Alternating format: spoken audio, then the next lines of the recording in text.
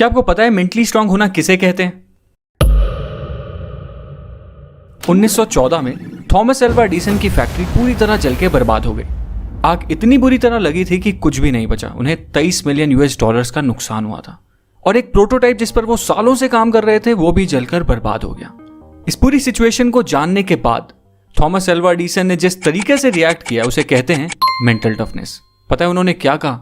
उन्होंने कहा, thank God अभी तक मैं जितनी भी मिस्टेक्स कर रहा था वो सारी जलकर खत्म हो गई हैं। अच्छा है, अब मैं एक फ्रेश शुरुआत कर पाऊंगा। एक मेंटली टफ इंसान की ये बहुत बड़ी क्वालिटी होती है कि वो बुरे से बुरे वक्त में भी अपने आप को संभालना जानता है और एक पॉजिटिव अप्रोच रखता है।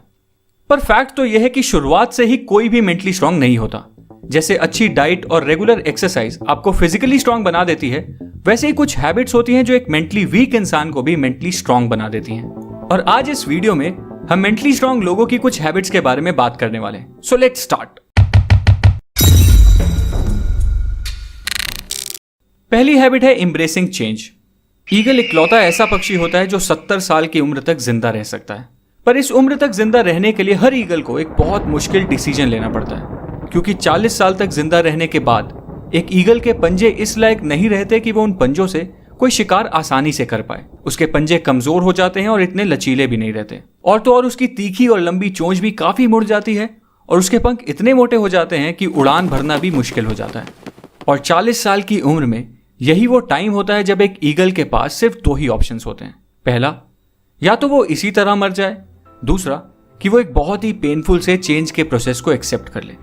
एक ईगल की जिंदगी में ये प्रोसेस 150 दिन का होता है और इस प्रोसेस के लिए उस ईगल को किसी पहाड़ की चोटी पर जाकर बैठ जाना होता है और वहां उसे अपनी चोंच को तब तक किसी पत्थर पे मारते रहना होता है जब तक उसकी चोंच निकलकर नीचे ना गिर जाए। और चोंच के अलग हो जाने के बाद एक ईगल फिर नई चोंच के उगने का इंतजार करती है। जब नई चोंच उग जाती है तो उस तीखी और मजबूत चोंच से फिर वो अपने पंजे उखाड़ देती है और फिर से नए पंजों के उगने का इंतजार करती है। जब उसके नुकीले से नए पंजे वापस आ जाते हैं तो फिर वो उन पंजों से अपने पुराने से मोटे पंख भी नोच लेती है ताकि नए और हल्के पंख उग पाए। और फाइनली इन बेहद दर्द भरे 150 दिनों के बाद एक ईगल अपनी नई जिंदगी की एक नई उड़ान भरती है एंड अपनी जिंदगी के बचे हुए 30 साल जीना शुरू करती है। मतलब सर्वाइवल के लिए और जिंदगी को जीने के लिए एक दर्द भरे चेंज को एक्सेप्ट करना ही पड़ता है। और याद रखो, जब बारिश होती है ना तो सारे पक्षी बचने का कोई ना कोई ठिकाना ढूंढते हैं, पर इकलौता ईगल ऐसा पक्षी होता है जो बारिश से बचने की कोशिश करने के बजाय बादलों के ऊपर उड़ने की औकात रखता है। इसलिए एक मेंटली स्ट्रांग इंसान भी हर मुश्किल चेंज को एम्ब्रेस करता है और उसे एक्सेप्ट करके उस चेंज से गुजर कर खुद को मजबूत बनाता है, चेंज से घबराता नहीं है। दूसरी हैबिट है एस्टैब्लिशिंग बाउंड्रीज।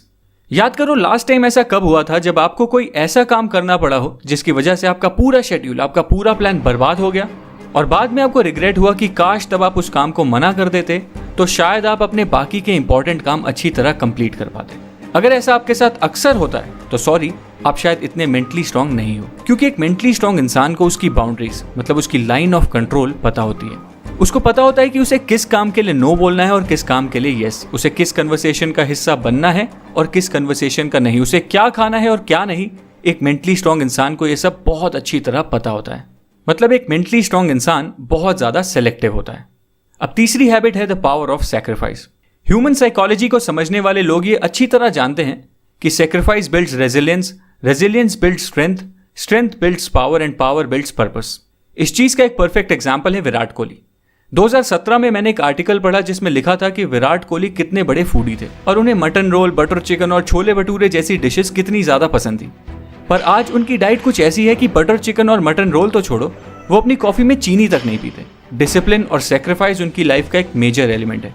एंड दोस्तों, कोई भी पर्पस बिना सैक्रिफाइस के पूरा किया ही नहीं जा सकता, चाहे वो सैक्रिफाइस बुरी एडिक्शंस का हो, जंक फूड का हो या सोशल लाइफ का। सैक्रिफाइस तो करना ही पड़ता है और मेंटली स्ट्रांग लोग ये सैक्रिफाइस करने से पीछे कभी नहीं हटते। चौथी हैबिट है एम्ब्रेसिंग फेलियर एंड मिस्टेक्स। अगर आपको लगता है कि इलॉन मस्क ऐसे आदमी हैं जो अपना हर प्लान सक्सेस को दिमाग में रखकर बनाते हैं, तो शायद आप गलत हो, क्योंकि स्पेसएक्स के प्लान्स के रिगार्डिंग उन्होंने एक इंटरव्यू दिया था और उस इंटरव्यू में उन्होंने कहा था that I want to be able to make sure that we have enough capital to survive at least 3 consecutive failures. और अगर आप इसे ध्यान से समझो तो इनका ये थॉट प्रोसेस क्लियरली एक्सप्लेन करता है कि मेंटली स्ट्रांग होने का मतलब सिर्फ ये नहीं है कि आप सक्सेस की तैयारी करते रहो, बल्कि मेंटली स्ट्रांग होने का मतलब तो यह है कि आप फेलियर्स के लिए भी उतने ही ओपन और रेडी रहो। अब 5वीं हैबिट है सेल्फ लव। एक बार मुझे ऑफिस में एक लड़का दिखा जो फिजिकली बहुत अट्रैक्टिव था और उसके फेस पे एक अलग सा ही ग्लो था। मुझे लगा शायद ये कोई न्यू ज्वाइनर होगा जिसने हाल ही में कॉलेज कंप्लीट किया है और अपनी कॉर्पोरेट लाइफ शुरू की है। फिर एज यूजुअल मेरा दिन शुरू हुआ और शेड्यूल के अकॉर्डिंग मुझे एक मीटिंग में जाना था। उस मीटिंग में पहले से ही वो लड़का बैठा हुआ था और जब मैंने उसे मीटिंग रूम में दोबारा देखा तो मैं थोड़ा कंफ्यूज हो गया। बट फिर मेरे मैनेजर ने अनाउंसमेंट की और बताया कि इस मीटिंग के लिए हमने एक गेस्ट को इन्वाइट किया है जो हमें प्रोसेस रिलेटेड एडवाइस देने वाला है, और वो गेस्ट बिजनेस की एक यूनिट का डायरेक्टर है। और पता है ये डायरेक्टर कौन था? वही यंग दिखने वाला लड़का। एंड उसके बाद जब मेरी उस डायरेक्टर से बात हुई तो उसने बताया कि वो बिजनेस की एक बहुत ही क्रिटिकल यूनिट हैंडल कर रहा है और उसका शेड्यूल फुल पैक्ड रहता है, पर वो जब तक अपने दिन की शुरुआत में सबसे पहले अपनी फिजिकल हेल्थ और मेंटल हेल्थ पर काम नहीं कर लेता, वो अपने दिन के बाकी काम भी शुरू ही नहीं करता। For him his day starts with a practice of self love. And दोस्तों, वैसे सेल्फ लव प्रैक्टिस करने से आपकी सेल्फ एस्टीम और ओवरऑल मेंटल हेल्थ कई गुना इंप्रूव हो जाती है। इसलिए मेंटली स्ट्रांग बनने के लिए ये भी एक बहुत इंपॉर्टेंट हैबिट है। सो दोस्तों, ये थी कुछ 5 क्वालिटीज जो मेंटली स्ट्रांग लोगों में अक्सर देखी जाती हैं, और अगर आप भी मेंटली स्ट्रांग बनना चाहते हो तो आपको भी अपने माइंडसेट को कुछ ऐसा ही बनाना पड़ेगा। अगर आपको मेरी इस वीडियो का कंटेंट पसंद आया तो इस वीडियो को लाइक करना, मेरे चैनल को सब्सक्राइब करना और बेल आइकन दबाना फ्यूचर वीडियो अपडेट्स के लिए। Thank you.